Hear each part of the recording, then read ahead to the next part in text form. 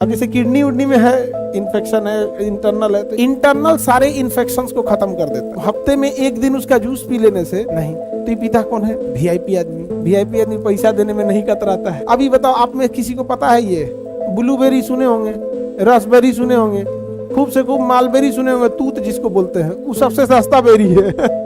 और ठंडी के दिन में बहुत सारी सब्जियां होती हैं। मतलब सब्जी अगर देखेंगे, अब गांव देहात में सुने होंगे कि टहलना चाहिए नंगे पांव ओस पे। हफ्ते में भी एक बार पी लिए तो क्या कर रहा है? ठीक कर देगा।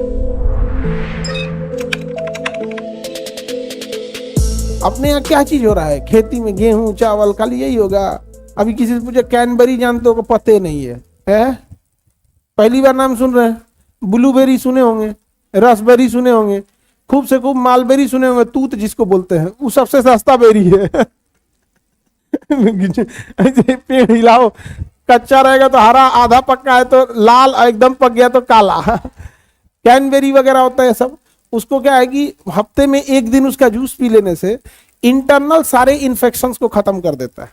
अब जैसे किडनी उडनी में है इन्फेक्शन है, इंटरनल है, तो एक गिलास हफ्ते में भी एक बार पी लिए तो क्या कर रहा है? ठीक कर देगा। अभी बताओ, आप में किसी को पता है ये नहीं? तो ये पीता कौन है? वीआईपी आदमी। वीआईपी आदमी पैसा देने में नहीं कतराता है। गन्ना के जूस में मलाई कराओगे, वो मलाई नहीं करेगा, 250 रुपया लेके चल जाएगा। तो क्या चीज है आप? हम लोग ना बहुत, मतलब अभी उसमें हम लोग ना पिए तो ज्यादातर एक्सपोर्ट कर दे बाहर। नहीं कर सकते हैं? आराम से एक्सपोर्ट हो सकता है। दूध अब तो 90 दिन बाद खराब होता है, टेट्रा पैक वाला। कितने लोग टेट्रा पैक वाला खरीदे हैं? एक दुकान नहीं देखे, 90 दिन तक उसकी वैलिडिटी रहती, फ्रिज में भी नहीं रखा जाता उसको। टेट्रा पैक नहीं देखे? वो अमूल सुधा सबका आता है टेट्रा पैक, 90 दिन तक नहीं खराब होता है। जाके अभी खरीद लेना, 15-20 रुपए में, 20 रुपए में देगा सबसे छोटका टेट्रा पैक। कितना का दिया? महंगा कर दिया जी। अब गांव देहात में सुने होंगे कि टहलना चाहिए नंगे पांव ओस पे, शीत पे। उसको ओस या शीत कहते हैं। ओस या क्या कहते हैं? शीत कहते हैं। तो ठंडा घास उस पर टहलना तो चाहिए, जरूरी है, क्योंकि हम लोग का शरीर नेचर से जब टच होता है तो वो नेचर वाली फील रहती है। तो जमीन पे गिरा है ओस, और टेम्परेचर अगर माइनस में चला गया तो बर्फ जम जाएगा। तो पानी पे गिरा हुआ ओस यदि टेम्परेचर माइनस में गया तो क्या बन जाएगा? बर्फ। तो क्या वो बर्फबारी हुई है या ओस बर्फ का रूप लिया? यानी बर्फबारी नहीं हुई है, ओस ही किसका रूप लिया है?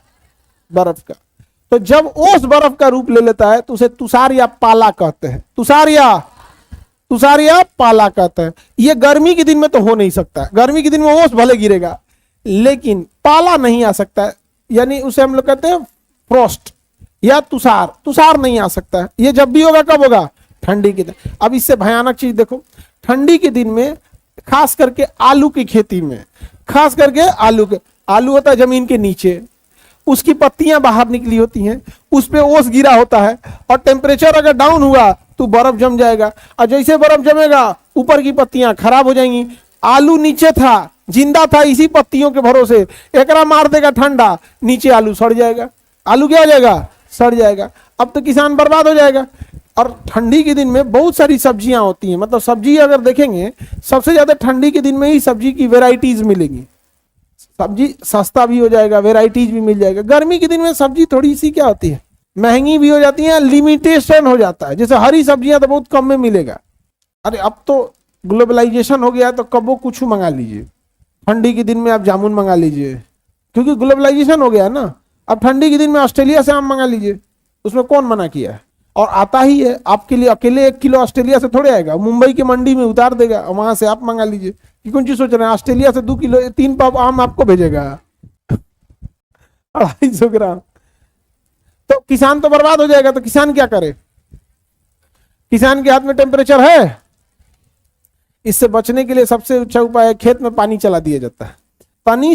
तनी सा ओस गिरा रहेगा और टेम्परेचर डाउन होगा, फट्टे बर्फ बन जाएगा। जैसे 1 चम्मच पानी आप फ्रिज में रखिएगा, 10 मिनट में जमा देगा उसको। 1 चम्मच पानी, जैसे ढक्कन में पानी ले लीजिए, किसी ढक्कन में पानी ले लीजिए, आधा ढक्कन, और उसको फ्रीजर में डाल के बंद कीजिए, वो 10 मिनट में उसको जमा देगा। 1 पतीली पानी रखिए, अब टाइम लेगा। अब क्या करेगा? टाइम लेगा, चाहे वो गर्म होने में टाइम ले या ठंडा होने में, क्योंकि क्वांटिटी मायने रखती है। तो किसान भी होशियार, कहता है कि जो ओस गिरल है ना, अभी टेम्परेचर डाउन होगा, फटते जम जाएगा। वो क्या कहता है, पानी हल के चला देता है।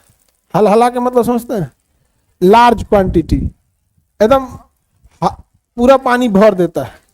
खेत में क्या भर देगा, पानी।